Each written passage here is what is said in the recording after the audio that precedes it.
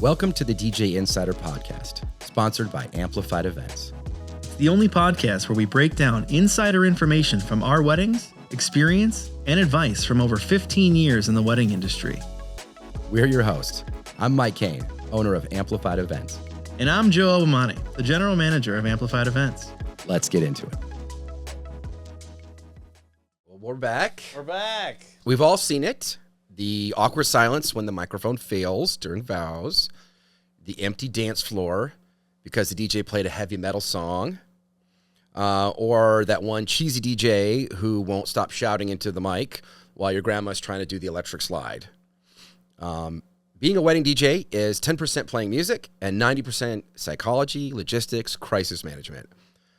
Whether you're a couple planning your big day, a vendor looking to level up, or a fellow DJ in the trenches with us, this is the place where we pull back the curtain on what really happens behind the booth. So welcome to the DJ Insider Podcast. Today's episode, we're going to be tackling a big one. I call it the death of the cheesy DJ.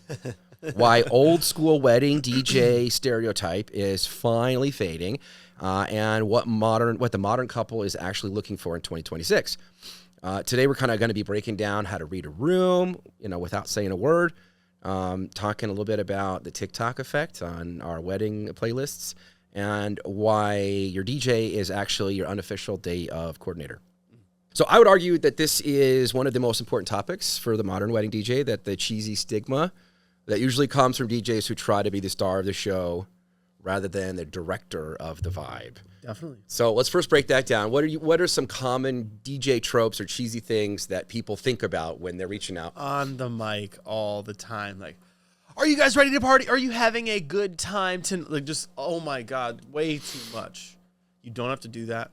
Let the music speak for itself. Talking too much. I don't know. It's also like this is a black tie event and you're wearing red sequins and sparkles. And like, if that's your gig, sure. But like, I don't know. Also, let's match the room. Let's like not dressed, stand out. Let's not dress doing the cummerbund. Yeah. I mean, there's no reason. Just being overdressed or underdressed. That's overly flashy. Underdressed. It's like, oh, this dude's got jeans on because he's working. Yeah. It's not cool either. You're also at a wedding. So I think that one can go either way. Yeah.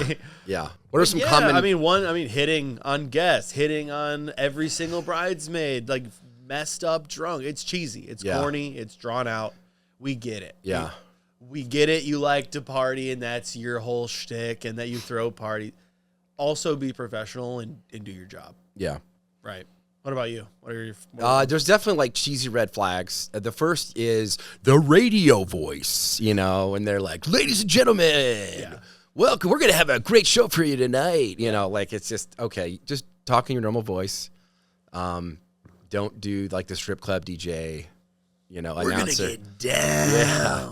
Or you like, guys ready to get naked? You know what? Dude, I did this one, just super side note. Yeah. I had this one DJ on a boat one time. We did this boat party, and he was on, not to be like too inappropriate, but like seriously over the mic every few songs, he'd be like, "Are you guys ready to get wet?" Like that was way too cringy and weird. Like we're not way over the line. There's a second line, and we've crossed the second line. There's still a couple lines.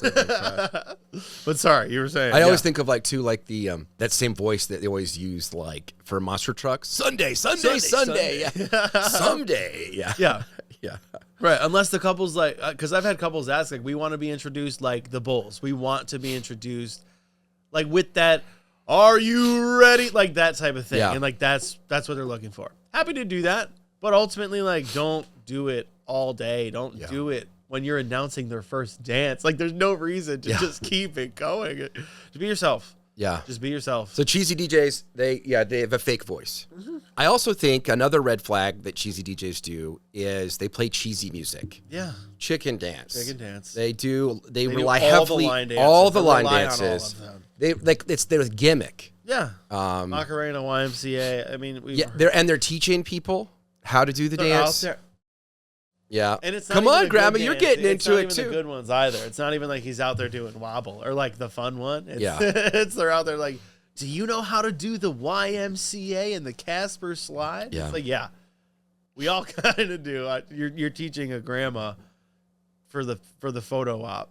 But And I honestly think there's some debate there. Like, it's okay, I think, to play a few line dance songs, but I do think it's actually more about how you intro those songs, or if you intro them at all. Yeah. Generally, I'm not like, here's it, we're kicking it back to the year is whatever, All right, I saw you guys all left. Here's Chach. Like, yeah. Get off the mic. Like, don't introduce it like that. Yeah, being on the mic too long and constantly talking is cheesy, and then also just overly playing and relying on gimmicks to get people dancing. For sure. I think, now this is another one that's kind of debatable. Using lots of props, do you think there's a place for like inflatable guitars, like glow sticks, or should those stay in the 90s time capsule? I think like Bridal Party comes in with props for intros, 100%. Mm-hmm. Do that. You want to have glow sticks? I think like that's max here.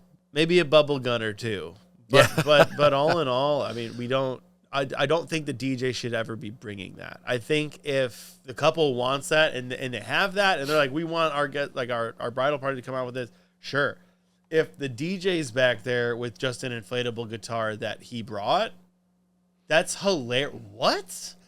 Why would you do that? It's not about you. It's not your show, and that's just weird. That's hilarious. But no, I don't think props are cool. I think that's like super lame. Yeah. Yeah. I've seen DJs dress up, and they put on like a weird funny hat or cool glasses, I don't like that. I also don't like if DJs are singing the songs. Do you need glasses? If they're like singing and performing, like no, they hired you to play that song, not sing that song. Yeah. If they're like performing too much, right. I think people want you to mix good music and throw a great party for them, but I think if they're not looking for like an entertainer, there's people who do that. And right. I think they should be very clear that that's what they do, rather than people think they're hiring a DJ and then they actually hire a guy who's like, well, they're going to want me to sing like 4 or 5 songs and dance, a couple of costume changes. For me as a DJ, I'm cool. Like it kind of sucks when everybody gets in the circle, but my point is I don't want people to face me. When they're on the dance floor, there's no reason for them to be looking at me. Sure. I'm curating the music and curating the vibe. I'm an ethereal. Imagine a wall between us, and I'm playing music, and I'm here. You can feed off my energy and whatnot. I'm not performing to you. Like, there's no reason for me to be, like, fake singing into the mic. Like, sure, I bop along and, like, kind of sing along to the music, but I'm not singing at the top of my lungs. And you're not on the mic. Performing, like cutting the music out for a second or two and, like, singing into the mic. Like, that's absolutely just so corny and tacky.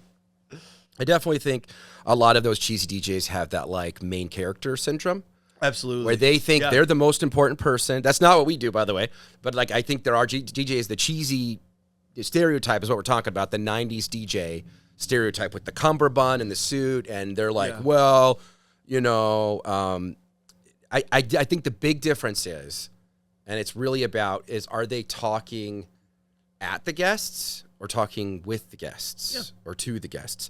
I think that's a big thing. And I think our big thing that we want to do at Amplified, and we strive to do, is to talk with people, talk to people, rather than talk at them. Connect with them where they're at, where the dance floor's at, where the couple's at. Sometimes the couple can also just, hey, we gave you 30 songs and we know they're not working. Can you take over? Like, we have to adjust to all that stuff. And being able to do that without just like relying on the tacky, corny, cheesy stuff. Like it does take someone who actually does care about this. And I think a lot of surface level DJs that like those are going to be the tacky ones. They don't actually care about the couple. They just care about throwing the party and like being there for the music and like, no, they need the music. They need me. Yeah. And like, that's what drives them to do this. Not the couple, not making sure that they have a great day and like doing the customer service and doing the proper work necessary to make them have the day that they deserve. I think that just kind of aligns with a lot of surface level DJs. They don't really care about their couples. Yeah. I do think like the commonality that you see with the cheesy DJ is that they're not genuine.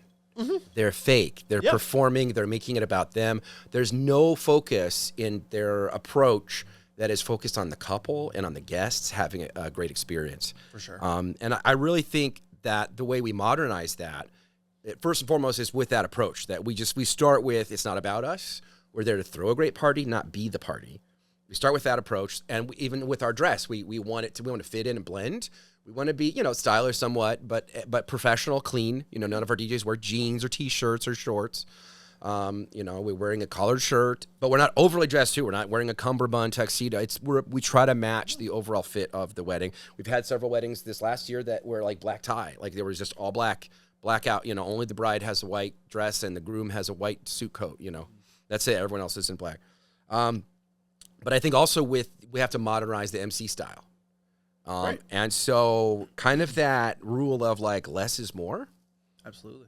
Do the announcements that are important. Dude, do that's introductions, get everybody excited during the times that they've already scheduled the times for people to get excited. Like they pick the songs that they want. If you can get guests on the same side as the couple, which is already kind of easy to do because they showed up for the couple, right? All you have to do is feed them a bit of energy, let them soak it up, get them excited, and then do that thing during dinner where you start to play a little bit more fun music, where like they're dancing at their tables, where they're itching to get out on the dance floor. I mean, it's all about setting the environment and setting the atmosphere and not just playing, oh, this song would be really fun. Oh, let's play the chicken dance. That'll get them out there. Yeah. It's intentional. It's you're building this 4 or 5 songs at a time. You're not just throwing stuff together. There's a lot more to it than that. Yeah. But I think we want to be energetic, genuinely. Yeah. We want to be that less is more, where we want to deliver introductions, cake cutting, announcements, that kind of thing, but with like 30 seconds or less word count, like real quick. Right. Short and sweet, direct, but genuine. And with, maybe a enthusiasm, but genuine enthusiasm, not fake, corny. Right. I also think like having a natural kind of a conversational approach that you would sound like when you practice or when you're talking on the microphone, it's like you're talking with your friends versus like what we've talked about is like a paid performer. Right. I think that approach is really what couples in 2026 are looking for. A more genuine. Definitely more common. They want to connect with the DJ. This is a dude I'd have coffee with, have a beer with. He seems like a cool guy, seems genuine, seems to actually care about the couple and throwing a great party, and highlights them. My vision, my goals. Yeah. I want to make this happen. It's always a balance between when we are performing as a DJ, like we are playing music, we're playing tracks, we are making announcements, we are doing introductions. There is an aspect of performance in that needs to be delivered. If nobody wants to be like, okay, here they come on out. No, you have to be like, here comes our newlyweds. The reason we're here tonight, let's hear it for them, but it has to come across genuine. Yeah. And so there's that like, I call it like the hype balance. Like there's a balance between how do you get the crowd excited for the entrance, but how do you make it sound exciting and not like, here comes Gravedigger with his car, Yeah. I don't think that is a question that can be answered. I think that's just such a nuanced question because every couple wants it different. Sure. And like, if the crowd is extra excited and you feel it that day, like that's also what we do too, is reading the crowd, reading their energy. If I'm giving them this amount and now the crowd's giving like this much back to me, why not even give them more and see where that limit is and like kind of test that limit. So I do kind of think it takes maybe oversending it during the beginning of intros, middle of intros, maybe not. Maybe you get a feel that the crowd's just like, we're here for dinner. Yeah. And we just, come on, move on type of thing. And like, you don't have to really fully send. I mean, there's definitely a way to judge it and get a feel for it, but I do think that it's a lot of touch and balance when it comes to every single intro. Are we doing a different song for every single couple? Is there a dead second of silence in between that mix because I didn't hit the other song fast enough? Now do I need to reimburse with more vocal energy? I think intros are just such a constant pull of energy. Yeah. That once you switch songs, is the song that they picked for the fourth couple now, is that as energetic as the third song? Is it more energetic than the next song? Are any of these songs more energetic than the couple's song? Because that's when we have to really bring the energy. Yeah. So I think it's like we have to find that line, because once we find that line, we have to amplify it a little bit for the couple. We have to find it for it like during the bridal party or family members. And if they don't want that, that's fine. Like usually we'll get a feel for that anyway. They just want a more casual wedding if it's just going to be them doing intros, no bridal party, whatever. So I do think that one is so nuanced that it's so hard to answer that question. Yeah. For me, it really starts with developing a strong relationship with the couple when we're meeting to go over the plan of the wedding. Getting a good sense of, they like being the center of attention or they don't want the spotlight on them. That's going to affect how I introduce them, how much, I get into it. Are they a couple? Do they love like fanfare? Do they love sports? So then we get the towel in the air, get the terrible towel going, get everybody involved. Then we can do light sticks. Like then it seems like more of I've done that a few times this year, but there's ones they're like, they don't really want that. They don't want a lot of attention. I had 2 couples this year that wanted no intros. Like they just joined cocktail halfway through. And then I announced dinner like later. Like they didn't want any of the fancy stuff, they didn't want no spotlight on them, which was perfect. Yeah. They wanted to cut their cake off to the side. They wanted me to play a song, but they didn't want me to announce it. Yeah. And it's like we can be as discreet as you want to be, or that's where the nuance is. It's like we could do that, or we can be like a college football game. Sure. Whatever you want, and then everywhere in between.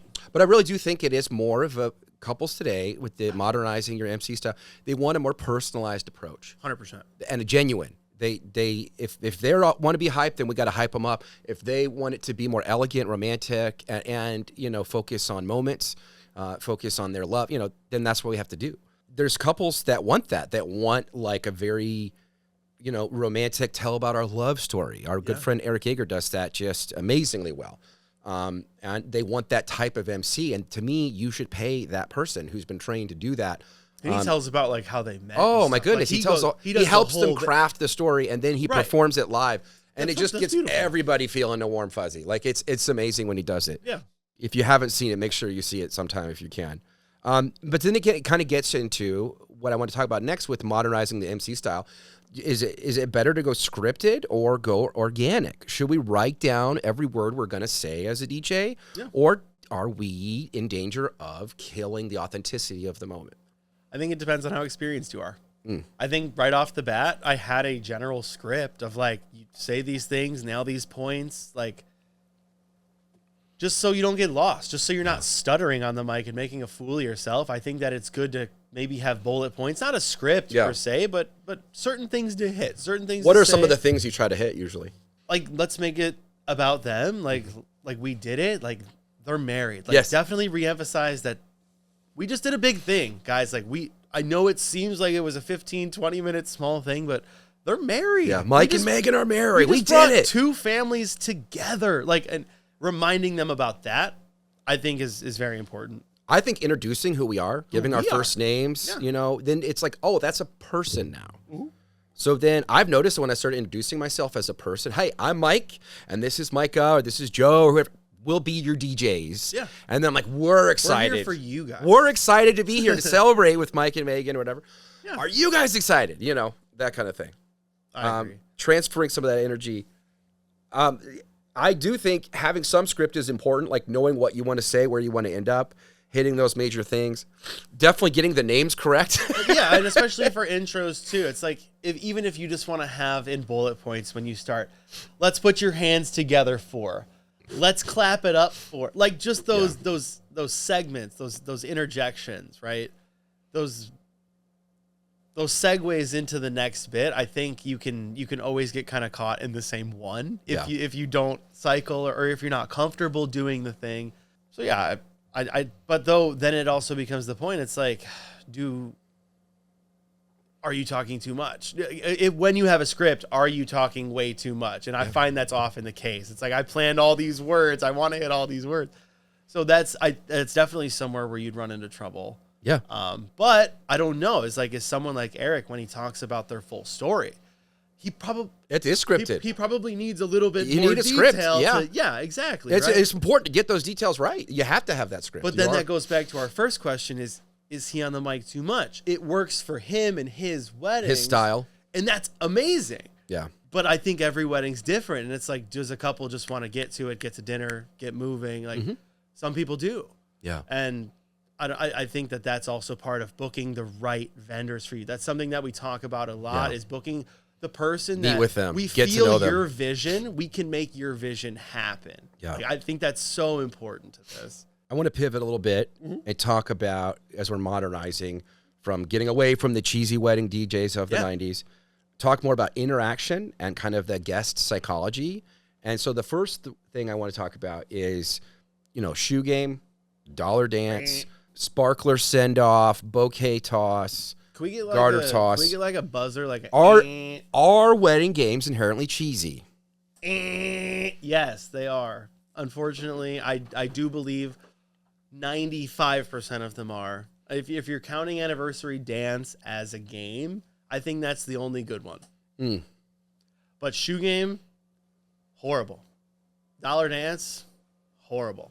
I don't like doing them. What about them is horrible? And I have a couple things that I've noticed that makes it horrible. They mess up the energy. They mess up, and it's not even that they mess up the energy. It's that there's often guests don't know how to respond because a lot of the times they're inside jokes, or it's like, sure, we could do shoe game. It's like, does every single person know that the groom likes this thing more, that the bride likes this thing more? Oh, yeah. It's so personal and nuanced that why are we doing this in front of 300 people? Yeah. The first 100 people around you, your family and friends, they're going to laugh and get it. The 200 people in the back of the room, they're just going to not care and start talking over everything, which is going to make it so much harder because they don't get it. Yeah. And I find that for so many games too. Dollar dance, it's like either everybody's in or 4 or 5 people are in. Yeah. There's no in between. And I think, first of all, nobody has cash today. Nobody cares. Nobody has cash. Can you take, and I've heard that too, like during dollar dances, can you take Venmo? Sure. Nobody has cash. It's and generally the cost to profit ratio is not there. Yeah. You're not going to make enough money, in my opinion, off a dollar dance to be worth the cost to the wedding that it's going to take away the energy. 4, 5, 6 songs, even 3 songs. It just takes up a huge chunk of the night that could have been dedicated to having fun and making memories. Yeah. And you raise $130. Ooh. Great. The wedding was like $25,000. Like, great. Great. And And that's the same for like sparkler send off to me. Unfortunately, everybody wants to do it when the photographer is still there. Sure. Which I understand. You want the photo. That's making my job so much harder. Oh, well, it definitely kills the energy. It kills the flow. energy, and then they everybody have to come stop back. what you're doing and go line up for this photo. Line up outside, possibly in a cold place. You know how we're partying and having fun? Yeah. Stop. Go outside, and then we're going to come back in and continue. In a hot or cold place, yeah. Yeah, so... And then everybody come right back in. If you're going to do partying. it at the end and everybody stays until the end, Fine. Please Yeah. do that. Yeah. But if you're going to Well, do and it have a friend take a photo or a video. Yeah. A cell phone does great. a cell phone does great. Does It great. does wonders. It's not. They're so good now. for something like that. Yeah. It obviously it's not going to be a professional quality photo. No. Yeah, yeah. But it's also 11 p.m. Or maybe and invest in the photographer and ask them to stay late to get that photo. if it's that important to you, Yeah. yes. Yeah. Pay the photographer to stay the whole time. But I'm struggling to think of any other ones besides those. What else do we got? What other So I would games? say shoe game definitely it's cheesy because it was overdone for years. Yeah. 2, it relies on sexist tropes. Oh, she can't drive a car. Oh, he's so Who can messy. drive a better car? Yeah, yeah. Yeah. She's always right. Who Yeah. cleans better? Yeah. Oh, yeah. Yeah. Yeah. Oh, Who has the most It's shoes? funny because it's sexy. Who spends Yeah. more time in front of the mirror? Yeah, it's Right. cheesy. Oftentimes there's not great questions. It's over. Yeah, I appreciate when I've done it and it's gone well is when the couples come up with their own questions and They curate the questions. and they're really good. When they're just like, we want to do it. We Googled some questions, just kind of do whatever. It's Yeah. like, oh, I know exactly how this is going to go. Yes, that's why it's cheesy. It's overdone. Yeah. It's disingenuous because there's not real connection. It's just copy paste. And that's it. It's if there's intent behind it and you care and you can get me on board with Yes. your vision, and that's it. Same I with- always explain to couples, I'd love to do it. Like I've definitely seen some times where it's gone negatively. I can explain the best way that I've seen it happen before. If they can get me in on their vision too, like if they can sell me on something that I've already like told them I'm skeptical on because I've seen it go negatively, I'm still happy to do it, but like I'm skeptical. And they're like, no, we have these really great questions. our friends and us, like we really put them together and we took some time. I'm in. Yeah. Let's do it. How do we, so that's what I'm saying. We have to modernize it. If we modernize those things, if they really want to do the shoe game, modernizing it would be come up with creative questions about you as a couple. Yeah. Don't rely on the stereotype, tropes. Right. If you're going to modernize the dollar dance, I'd say do the dollar dash, where instead of like a dance, it's one song and it's a hotly contested thing with the couple. She likes pancakes. He likes waffles. The best man's going to run around with the waffles, and the maid of honor is going to run around with a basket for pancakes, and you vote with your money. Yeah. Or Cubs and White Sox, or Star Wars, Star Trek, or Harry Potter, Game of Thrones, or whatever. I don't know. People pick two things in the couple that's fun, and it's a fun way to raise money for the couple. Yeah. It's one song, and people vote with their money. The other thing is if you're going to do a cash thing, to tell people ahead of time, That too. There's some weddings, though, families, they just get it. Like, they're just heavily where they'll just dump money on the floor. Like, it's crazy. It also depends on Greek the weddings wedding. are like that, where there's just lots of Greek money. Weddings, expect guests to have And some Italian. cash. And some Italian weddings. Some Italian. Yeah, all the older gentlemen at Italian weddings have some cash on them. Other ways to make things, I think, sparkler send-off, have just a few core people instead of everybody. Have it at the end of the night, that kind of thing. Do it with your bridal party. Yeah. I will take the picture. Yeah. How about the photo dash? Let's line your bridal another party modern... up on the sides. Let's get the bus in the background. Let's get me here and you guys running towards your van. Let me take the pic. I'll do it for you. Yeah. Instead of like posed photos with the family and everything, I like when people the dash is nice. I like the dash. It's faster and easier. Do you like when they go to the tables or when they go all to the dance I prefer floor? when they go to the tables because I think it's funnier. Right. There's more of a sense of urgency when it's the couple when you have the couple sit. I know that's easier for photographers and they can frame the shots better. The shots look better. However, then you have to get all the guests involved in a much bigger way, which is harder to do. Definitely. I'll do it both ways. I don't care. But you're right. And like the time, in my I've opinion, seen it's it better go to have more the couple run. successfully, it's that like instead of them in the middle, it's that I'm going up and it's like, all right, table six, you're next, you're next. And I'm walking around as well, making it a fun thing, getting them ready. And yeah, I mean, the more interactive we can make it with everyone, the better experience it's going to feel more personal. Yeah. They're going to remember our name. They're going to remember the DJ's name when we introduce ourselves because we've done more personal things. We've now lined everyone up for photos and worked with the photographer and done this. It just creates those more close-knit experiences and memories. And hopefully that's what weddings are all about, right? Is that in 20 years, it's like, oh, remember the DJ? He was great. He also, the photos, he helped us line up. He also took that photo when we were leaving. Like, it was great to work with him. Yeah, hopefully that. Let's talk a little more about guest kind of psychology. And, like reading the dance floor, I call it the micro vibes. How do you read the room to kind of know when the crowd needs a little push and or when they just want you to shut up and play the music? Right. I mean, what are things you're looking for or do? And I'll share what I kind of do too. Yeah. I mean, that last one, you could definitely tell. I mean, when someone in the bridal party comes up after like 2 or 3 songs of playing like your usual warmers, September, ABBA, right? Stuff that's generational and that everyone gets out there too. But they're just like someone in the bridal party or even the bride or groom, and it's like, let's just get to dancing. Or you can kind of feel it. It's like we played some warmer stuff and it's kind of working, but then you played a hit. Like now we played Fireball early. It's 8 p.m. and we played it and now everybody's coming out. That's a sign that they just want 120 BPM. They want to dance. They're here to dance.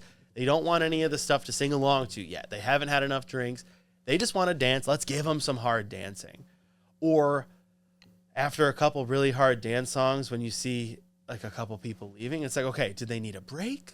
Did they not like this song? Like, what is it? I think that there's just some questions that you have to ask yourself too. And it's kind of like, where are they going? Who's leaving the dance floor? Is it the bride or groom? Did they get pulled away for photos?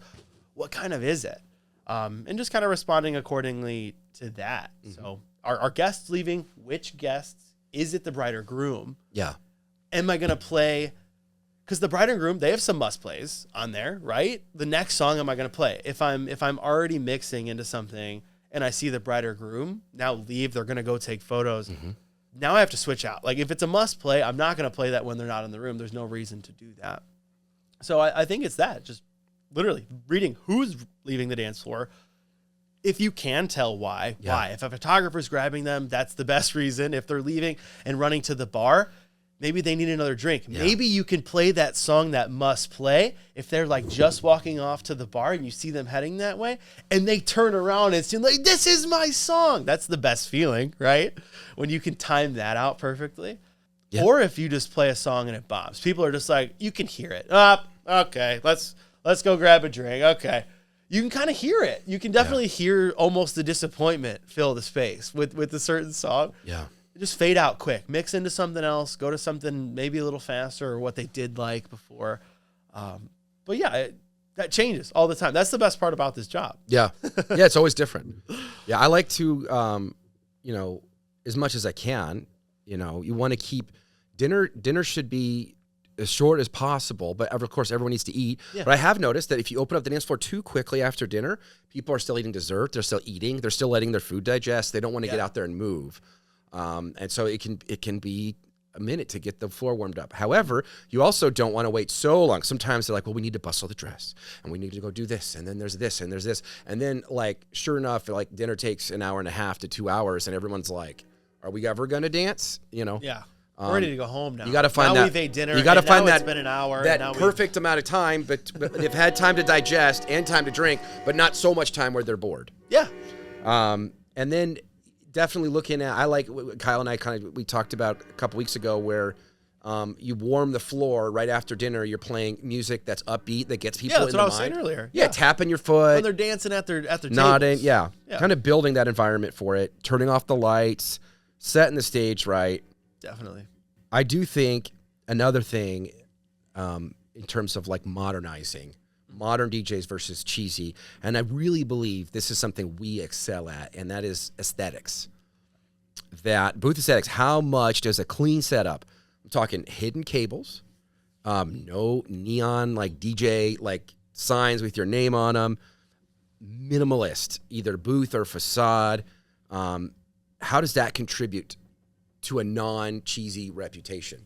Definitely. I just think the more flashy stuff, sure, if they want that, fine. But all in all, when it's all hidden, when it's all clean, when it's all condensed, that's what people associate with Mac, with high-end brands, right? It's that it's clean, it's concise, it's all wrapped up in this pretty product. Yeah.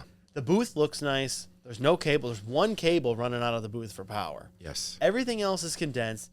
We've made everything so efficient that all you had to do was have a couple phone calls with us, maybe meet with us one time in person if you wanted to, but then add some songs and we take care of the rest. We try and make it really easy for everyone.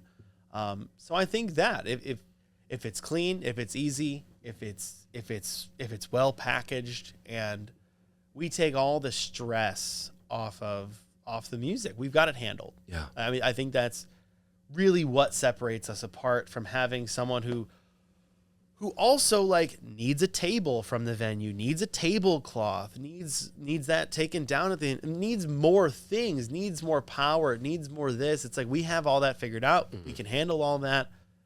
We're professionals in this, and that's also what you're paying for is that cleaner, wrapped up brand that it's the Mac. It's a Mac of brands. I mean, you could buy a Walmart and that's fine. And there's like Walmart products that are great, but there's cables everywhere and they're kind of messy. Yeah. Well, same with like trussing, just over some DJs really love their equipment. And some people just can't get out of their equipment. It's like, we've done this for 10 years. We only know how to use this equipment. We don't want to adjust. So we have the trusses and we still have the thing. Huge wooden speakers, huge, Right. Yeah. We don't need that. And also those huge wooden speakers change so quickly. The technology behind speakers. Insane. Every 6 months, new speakers come out. Yes. And they're better than the last ones. It's the same way computers. Every time they come out, they're much better than the last ones. Chips better. That's better. Even if you have the best speakers from 2006, the biggest, best wooden speakers that weigh 1,000 pounds, they still aren't nearly as good as an average model from today. They don't, and especially if the bass has been pounding on them for 10 years, the wear and tear on those speakers. Some people use that forever. I mean, some people are just afraid to upgrade. Yeah. Yeah, and why would they? Why should they? Yeah. But to me, that's why modern couples aren't looking for that. Exactly. Some couples are tolerating that, but I don't think they're looking. They want that. I don't think they want big, boxy, like showy stuff. I think they want a cleaner look. And to me, we get so many compliments on our setup. Every time. We've had venues that like they want to work with us because of our setup. They not only because it looks great, it makes them look great. It blends in naturally with the aesthetics of the thing. And then also, like it immediately shows just by looking at it, these guys know what they're doing. I agree. They're taking this seriously, and they're taking themselves seriously, and they got this. And to me, that's what we want to always be going for as a DJ, versus like, yeah, the equipment looks like it's 20 years old, and it sounds like it's 20 years old, and it takes 3 hours to set up and 3 hours to tear down, and they have like totes and drills, and there's just, I mean, they clearly didn't need all this equipment, and it looks, they need 2 light bars, you know, like DJs just over-equip their space. They take up a ton of room. And it's just so they need every kind of little doodad and light and spinner, and you know, I don't think so. That's the thing. It's like if you have, for that example, you have 2 lights up. You have you have this gig bar, you have that because you needed it to fill the space. Just upgrade. Yeah. Get 1 wash light and instantly we're better. It looks like Micah said we're gonna pause. And we'll be right back. Person. All right, we're back. We're back again. Welcome back, Micah, to the podcast. Howdy. Jumped in on us mid-pod. Thanks for coming. So we're talking, Joe and I were talking that arguably the most important topic for a modern DJ is to avoid that cheesy stigma. And that usually comes because DJs who are trying to be the star of the show versus the director of the vibe. You know, we talk about you're there to throw a great party, not be a great party. And so we were just talking about how aesthetics play into that. How much does a clean setup, hidden cables, no neon DJ signs, lighting, minimalist facade or booth, you know, how much does that contribute to a non-cheesy reputation, do you think? I feel like it contributes a lot, personally. I look at it kind of like people who keep like their hair really clean, like trimmed and clean, or like their fingernails. It's not something you always notice, but then once you do, you're like, okay, that person takes care of their stuff, or like really cares about their look and the aesthetics of it all. Yeah. So it can be like subtle, but make a big difference to me at least. Yeah. One thing we also mentioned before we got here was about DJs' dress and their attire. In the 90s, DJs wore these suits with this cummerbund, and they had this red, you know, they had a classic like look that the cheese J's would do for years. Mm-hmm. How do you think the dress code has evolved? Going from a tuxedo. When I first started, people wore vests all the time. DJs wore vests. Wow. It was common to wear a vest. Yeah. Is that dead? And what should a modern DJ wear to kind of blend into a high-end, you know, luxury wedding environment? I'm assuming Whoever. it's dead because I've never seen any tuxes or vests or anything. I never like wear that, one. So, You never wear. Nobody in our team. The only I'm glad time I've I've yet ever to seen a experience that. vest in the past few years is at like another bridal show. Yeah. Yeah, another DJ who's stuck in the 90s, show. Yeah.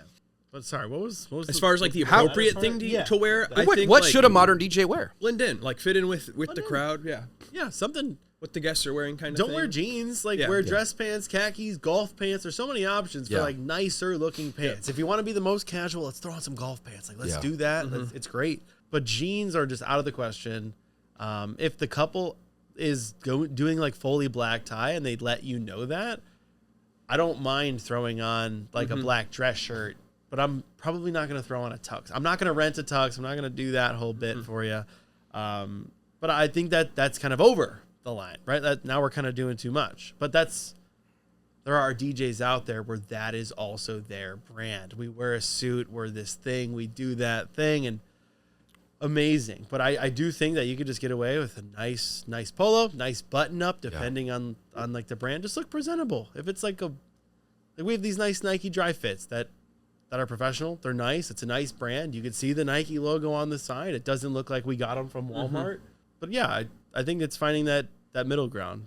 Yeah. I think a modern DJ, you know, they want us to be stylish or also be themselves, but in that more professional social environment of a wedding. I think it's okay to have color in your suit and in your tie and in your hair and your dress in some way. To be an individual, I think, is important, but not so much that it's distracting or it's like a gimmick. I think it's really important to be yourself. I think modern DJs should be themselves, and they should dress how they would dress. But obviously, what would they wear to a wedding? And what I have seen that I really like, but it's not my style. Sure. Is like maybe I could rock a suit. It's just never been something that I've done, right? But I've seen some DJs online that'll wear real like good. A nice light orange or something, like a nice colored suit. Yeah. With like a nice, like I like to wear a lot of bags too. Like they'll have a bag. Maybe the sunglasses are too much because we're inside. I don't really need the sunglasses, but like they accessorize well and they look nice. And I think that would really wrap nice well with our booth, with our brand, with what we do. Is just you look well maintained as well. The booth is well maintained. The cables are well maintained. We're well maintained. I think that's part of it too. Yeah, DJ Malik out of Florida, he's at Fit Check. Like his suits are incredible. Drip, you got some drip, dude. He's looking nice all the time. But yeah, that's what I'm saying. Like if that's your style, though, I like that. I haven't. That speaks to you. It's like you care. Like that. That's not clothes I wear. He probably wears that going out. Right. It looks nice. I agree. On him. I agree. Right. I'm not that way. I wish I was that way. So, we talked about our booths kind of differentiate us as a modern DJ, our dress, but let's talk about our social media persona. How can our Instagram or TikTok kind of show potential clients that we're a vibe curator rather than just guys with speakers? Sure. Yeah. What do we do and what should modern DJs do or strive for with social media presence? I think just being relatable. I do a lot of the social media, so I can definitely chime in here. But I think it's posting things that are relevant to weddings, relevant to couples, relevant to other DJs, and just making it fun. We do the podcast. I try and do some like fun facts. I try and do some tips and things like that. But all in all, just keeping it lighthearted. Like I'm not offering discounts every week on social media and this and that. I'm really just like showing who we are. We're not selling. I'm not selling on social media. That's not what we're doing. We sell on our website. We sell over the phone. I'll sell you in person. But social media, I just like to show who we are and what we do and give some fun facts and get other vendors involved. And really, it's more about the community when it comes to social media and building those vendor relationships, building relationships with other DJs. And if couples do happen to be like, hey, do you have any social media we can look at? Absolutely. There's a ton of videos here. There's a ton of photos here. We have a podcast on here. But all that stuff I try and make look nice. I try and make the text look clean and the borders look clean because all in all, that's still part of the brand. It still has to look clean and nice and wrapped up. If you're just posting random nonsense and blurry photos from weddings, it's like that's what guests are going to expect at your weddings. Is that level of quality and attention and care, which is sometimes none if you're posting stuff like that. But I really try and show that I do care through those posts and changing them up and doing different things and showing different reviews and highlighting different DJs. But just showing who we are as opposed to selling ourselves. Sure. Yes, again, just that's kind of why we started the podcast, is to genuinely put ourselves out there, to have also frank discussions about, this job and the challenges and the rewards with it, and then also to highlight other people who do this type of work or related type of work. Yeah. And then just genuinely showing them and lifting them up and networking through that. Micah, anything you want to add on that, or can I move on to the next? It'd be fun to do kind of a quick hot take segment where play a little game called Cringe or Cool. Okay. All right, bet. What do you think is directing the conga line. Is it cringe at a wedding or is it cool? I think it can be both. Cringe. I could see it being both, but I'm going to lean towards cringe. But I also am the type of person that, like, I can get really into the cheesy stuff if I can tell it's, like, making a moment for everyone kind of thing. Yes. That's when I'll lean in. Kids there. Or there's, it's very family it has to feel like or, it's hitting with the majority of the group, and then I'll lean in. But usually it's really cheesy and cringe. There's always a time where, however. This bride's going to ride the train. Right. And if the train goes past you, you have to hop on. That's a rule. I think announcing it in any capacity like you ruins just did ruins it. I completely agree. I think if I hop on the train and I just like, oh, they're coming behind the booth for the train. Like, I'm hopping on the train. Or right in front of the, like, come on, I'm hopping on that train. I think that is a time where it works. Yeah. but I think often no. I agree with that. I think it can be really cool, but I agree that if you have to announce and explain it, how it's working, it can be cringe. I also think you don't have to stick to just the conga song by Gloria Estefan, the Miami Sound Machine. Yeah. Like you can switch it up and mix in more modern stuff. Like Fireball could be a good We've conga congaed song. Fireball before. You can do the fire burning on the dance floor. I've done. Together. I've done. I've done. What Do You Mean by Justin Bieber. Yeah. Just as long as you have the people kind of doing that sway and walking together. Some families, they like look forward to it. It's a really big thing in their family. Sure. Right. But again, check with the couple. If they're down, people are vibing, great. Sometimes I think it's best to let that form naturally. Yeah. And if it's forming, ride the vibe. Keep them dancing. Yeah.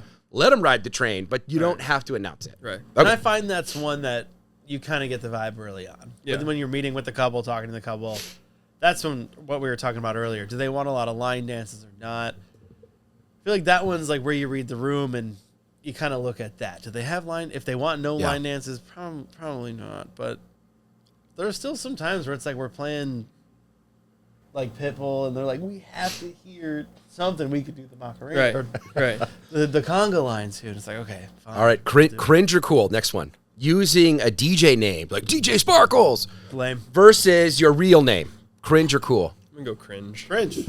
DJ Nasty Bones? You don't use your DJ name? right away, unless you're in a club or a place where people should actually care what your name is.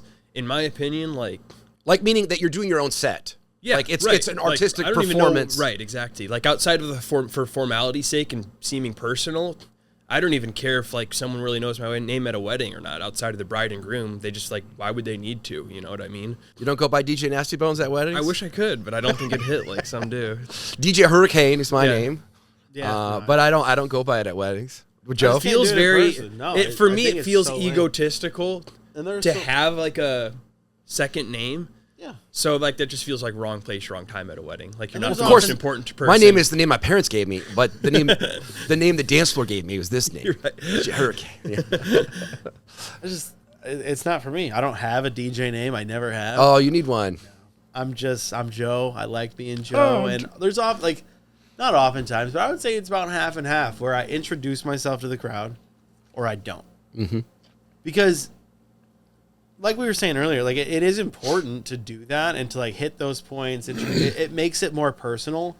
But there is also a way to do that just through the music and like getting on their side and like not having to say anything. So I don't know. I think that just really letting the music speak for itself. They don't have to know my name. The couple needs to know my name. Sure. That is really it. So if it's a wedding, using your DJ name is cringe. Cringe. Yeah. But if it's a performance where you are doing your own set that you're I'm down curated with that. as an artist, Cool. I'm gonna go If you're at cool. a bar, That's your artist name. 100%. Okay. If that's what your social media is too, and that's how people That's find it. That's how they know that's, you. Yeah. That's something It's just like else, my too. stage name as an actor. Right. Yeah. Right. My pen name as an author. Yeah. If you wanted people to follow DJ Hurricane when you were like leading weddings, you should introduce yourself as that. But like if you don't, then no. How about standing on top of your DJ booth or on top of your speakers to hype up the crowd? Is that cringe? Is that cool? They would break. I'm gonna go. My booth would break. Probably, but I've seen other DJs do it where they stand up on their speakers or on the chair or something. They get up high. I've seen the speaker one. Yeah. Climb go up the with, trusses. But Bun will do that. If he gets real hype, he'll climb the speaker and like he'll get his air can in. Like it's pretty sick. It adds a lot of energy. It's pretty cool. Cringe. Like I've going seen it. I've cringe. seen it done really well. I Like, could see it where it's adding energy. It's cringe. not. Yeah, I'm going Thinking cringe. cringe. You're going cringe? I'm thinking you can get away with just the air I cannon think for the same effect. I think it don't could be think cool. speaker. Don't get me wrong, but if we have to rule cringe or cool, I'm going. It's probably cringe. You're most leaning of the time. towards. If I have to pick an overall, Oh, it'd be so really cringe much if there's a part- nobody on the dance floor. That's and you're so climbing much up. right. a part of like be the party. If I'm already Right. up there with the thing and I'm on the speaker, everyone's looking at me and I'm making it about me. It's no longer about the couple. 100%. The way I've seen it done is the party's already at like a 9.5, and this takes it to an 11. Yeah. Like I get it's that, at a yeah. precise moment. It's not all night, and it's usually one song or even 30 seconds. It's a quick hit. The way I've seen it done well has been that way, where it's like, let's go. I've seen that. You're literally just taking it to another level because you're naturally riding the energy and you're getting people excited by doing that versus like standing up there, hey guys, let's do it. Same with, you ever see those DJs who do the really tall robot guy? Like they have like the stilts. No. robot. Oh, No. it's crazy. There's a couple DJs around here that they dress up as like a light up robot and they'll go on the dance floor and like it's crazy. No, I'm not down for that, Right. but No. yeah. Speaking of that, like, how do we feel about like mascots or any kind of like, is it like either sports mascots or like giant light up robot guys, like or like characters I'm like sure got the Mickey guests or like them, but all in all, Cringe or cool. cool for guests. Cool for guests. I have seen it add energy. Cool for guests, but it'll take away like now everybody's gonna want a photo with That's- said mascot, and it's gonna kill my energy. So it's gonna build energy in a way, but kill energy in a different way. Yeah. So it's just transferring the energy elsewhere. So we're just gonna have to gain that back, which is fine. So I think both. I think cool and cringe. That feels sort of like I did a wedding where the bride's like uncle brought a like $300,000 Mercedes to the wedding out of nowhere. Like he showed up with it, Myers Castle, and all it the like time. They always killed. pull Everyone up. was excited, but it literally killed the entire dance floor. We Like gotta take dance photos floor at had just 8 p.m. started. The Mercedes is You're right. gonna And be like, can you here. announce it? And, like everyone's outside the rest of the night. They want to take rides and like 10 minutes a ride. And like before you knew it, the dance floor was gone for the night over a car. So it's like, it was I saw that a cool. few times but this also year. like, was it worth, I don't know. Was it worth it? Yeah, a car. Like your uncle owns it. You could just see it tomorrow, but whatever. Last one, cringe or cool, telling jokes, using humor on the microphone. That, to me, it can be cool, but like that can go so quickly cringe. If you don't do that tastefully and you're not actually good at telling jokes, that's probably mostly cringe. Or if something goes wrong and you interject with like a small joke, hilarious. Yes. Absolute Yes. great. If you lean in too much, that's Yep. what we've talked about this whole time. It's too cringy. If you're on the mic too much, now we're cringe. Yeah. Yeah, if you make it about you or you're doing like a knock-knock joke or Cringe. like a... Yeah. Yeah. But if the power explodes across the entire venue, like, Table falls over. yeah, Right. something like Right. that. Whoa! Whoa, Eiffel Tower. Yeah. Yeah. Leaning Tower fell quick this year. I don't know. Like, there's ways to make quick jokes, small jokes, and keep them tasteful and to not be cringe. Kind of bond unite with the crowd over Yeah. that. Over versus- things that have happened Yeah. right now that exist in the space. But if you're writing jokes to go to a wedding and then say over the microphone, that is so cringe. Yeah. That is the most cringe thing I've ever heard. If you're writing jokes to go to a wedding, That's wild. that's wild. Go to a comedy club. Dude, I had one time I was introducing these people for like, I think speeches, and everybody was doctor. One dude was not a doctor, but I just was like, I was already saying doctor. And he gets on the mic and he's like, I'm not a doctor. And I was like, well, you are today. I'm giving you an honorary one. That's what I'm Perfect. Hilarious. Yeah. Yes. I think that's cool. I think that's very cool. Just like riding that out, like, cause I made a mistake, but like, it just like, having fun. We're having fun. Same with, if I mess up a mix, rather than people are like, oh, you know, I'm like, all right, everybody boo me on 3, 1, 2, 3, boo. Right. Like then you just own it. And then the people are all booing you, but it's fun. Oh, the DJ, we're like, DJ he messed up. He's been crushing it all night and he made a slight mistake and now we hate him. You know, just owning that space. Cole hopped on the board for me for a couple minutes at LaPorte Civic Auditorium, the kind of like a big gymnasium, and a fire started while he was DJing, like literally behind him, and Fire Burning by Sean Kingston was playing. And so like the next 4 songs we played were all fire related, and the crowd was cracking up. That is Cole was hilarious. literally up there DJing, Fire Burning's playing, I bet and he I'm was giggling his sitting ass on the for- chair behind him, looking at my phone, and some guy's like, fire! And Cole's like doing like, yeah, man. Fireball, yeah! Even though there's literally a fire behind him. He's like, no, fire! And Cole looks to the right, and their like entire bouquet of like dune grass and everything is just up in flames. We're like, oh, literally a fire, you know? So that was Just keep the interesting. fire songs coming. Yeah. Dude. That's hilarious. I've had it where, the fire thing went off and we had to leave, evacuate, and then we came back. And when we came back, I played a bunch of those. Yeah. That's good. Fire is no joke at weddings, but yeah. But it is fun to play into it music-wise. Yeah, I don't have too much else. This weekend, you guys what do you have coming up? Yeah, we got a wedding here at Journeyman tomorrow. It's gonna be nice. They're very chill. Heck yeah, should be fun. And then nice. How about you? me and Dayton are going to be doing a corporate party at Blue Chip. So maybe boys hit the tables Meet you there. before or after. That should be good. Cool. Excited. Nice. Yeah. Well, guys, thank you so much for coming on, taking the time today. Micah, welcome back. And of course, guys, thank you for listening. And we'll see you at your wedding.